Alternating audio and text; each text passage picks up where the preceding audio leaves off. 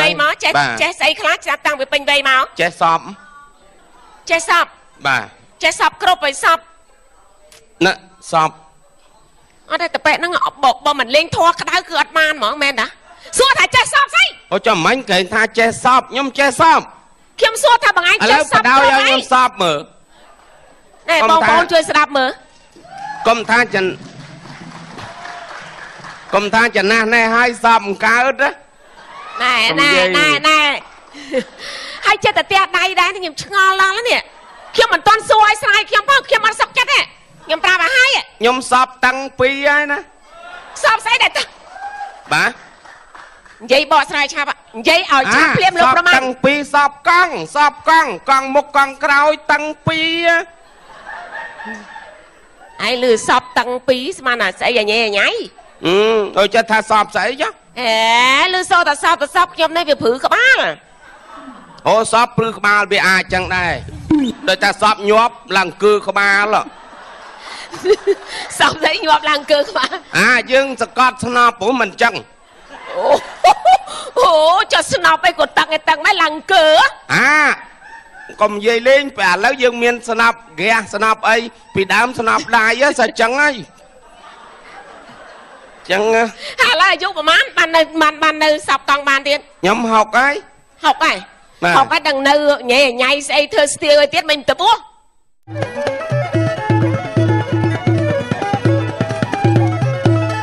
និយាយរឿងមួយទៀតអាសើចហ្នឹងស្រាប់ទៅជាអ្នកដែលនៅរៀបចំនៅការាអូខេឡើងសើចកៀងថៃបានចឹងអូភ័យគេមាន2តុកមួយនោះគេទៅមុន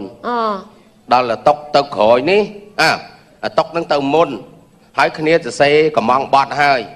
ដល់តុកទៅក្រោយនេះដូចម៉ួយគេធ្លាប់ស្គាល់ទៅដល់ចាប់គេអត់កំងផងគេចុចបត់គេធ្លាប់ដឹងចុចបត់ឲ្យជាប់ហើយណាខំយកกระดาษទៅឲ្យណែ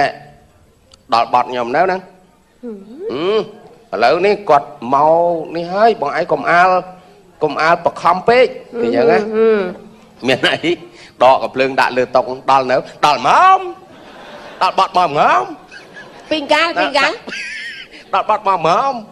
ចេះដល់ពេលនេះចុងកាគេទៅចកគេដោះដាក់លេងហ្នឹងមើលកដាស់គេដាក់ចុចពឹបអូជាងអស់បត់ហើយអត់ហ៊ានណានេះនោះកៀងដែរនោះដល់ល្អហើយស្រាប់បងមានបត់អីទៀតទេបងមានបត់អីទៀតទេ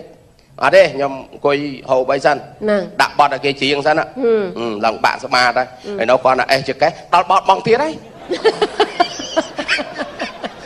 អីក៏ខ្លាចម៉េចខ្លាចបាក់ស្មាតហ្មងគាត់មកនេះដល់បត់បងហើយឲ្យគិតលុយគាត់ណាឲ្យគិតលុយគាត់ដល់បត់បងទៀតហ៎គាត់ណាឲ្យគិតលុយដល់បត់រហូតហ្នឹងហើយមែនអីលោកប្រមាញ់ក៏ញ័រមែនមិនញ័រមិនកំភ្លើងអុយដល់ពេលនេះទៅក៏ស្វឹងតិចនាំគ្នាទៅចោលកំភ្លើងនឹងបាត់ភ្លើងនៅហ្នឹងលើតុកហ្នឹងផ្លិចភ្លើងជួគេទិញឲ្យកូនគេលេងគេខ្ជិលកម្មហ្នឹងណាហើយចឹងក៏ខ្លាចញ័រដែរមិនខ្លាចមិនខ្មៅណាដឹងហើយល្ងឹតទៀតហ្នឹងហើយដល់បត់បងងំ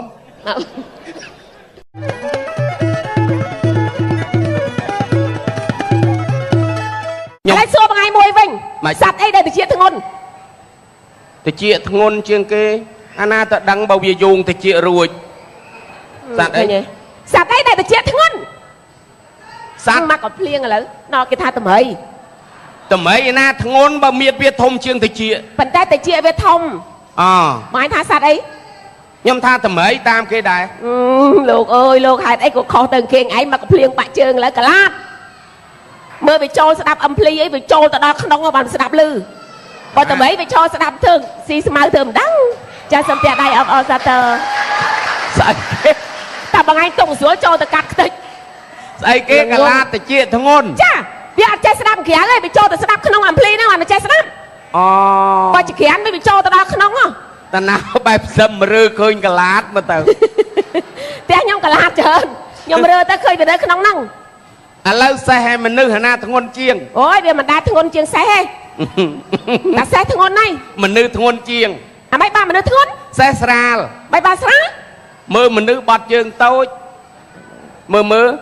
ហើយសេះពេលវាបត់ជើងតូចវាមានត្រោទេហ ហើយចាំ វ៉មនុស្សសត្រូវ ត្រូវអី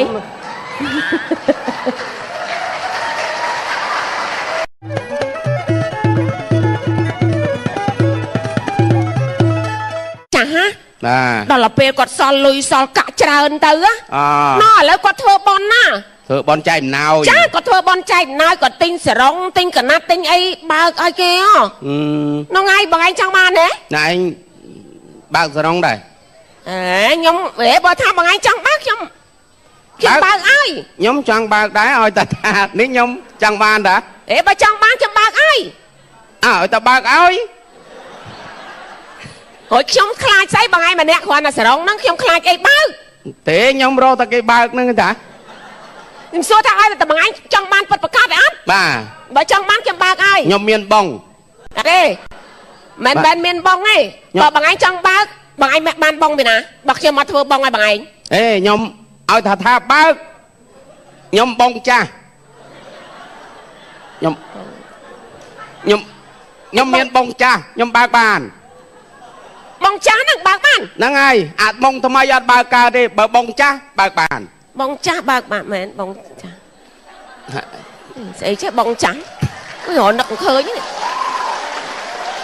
ហើយខ្ញុំឆ្ងល់បងប្អូនស្រីថៃគ្រាន់តែបងចាស់ហ្នឹងវាមានស្អី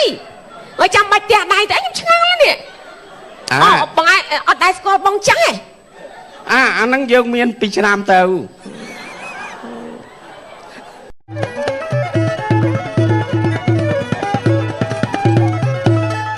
និយាយមួយគាត់លក់ដីបាន